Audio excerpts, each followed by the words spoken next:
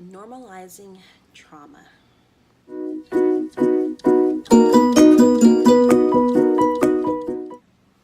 One of the big things that I've been seeing a lot lately in working with clients is that they tend to normalize the traumatic experiences that they've had.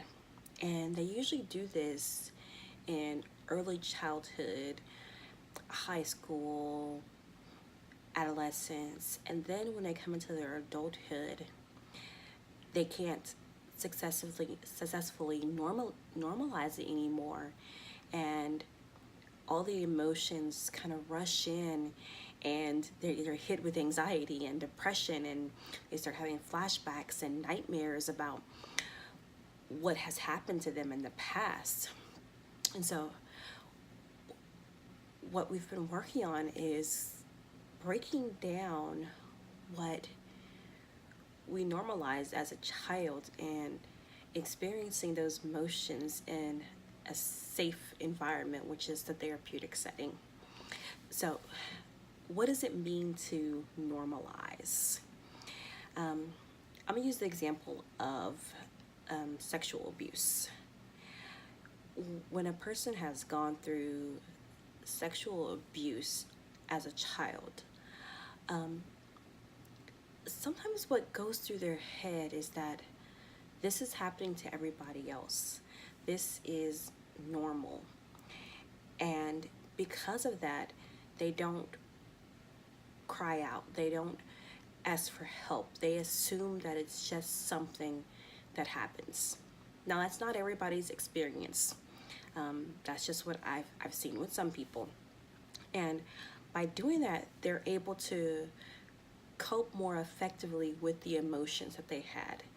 So it's like if something's normal, then it becomes not a big deal. So they go through life thinking it wasn't a big deal. They're able to function in school, be active, have great lives. But what happens is that they eventually leave their homes. And in leaving their homes, they go out into public and they meet new people and they talk to people and they share their childhood experiences, and in that they realize that the experience that they had as a child isn't normal, that other people didn't have that experience growing up, and it's eye-opening, and it gets to a point where it's unbearable because now it's like, oh my gosh, something really, really bad happened to me.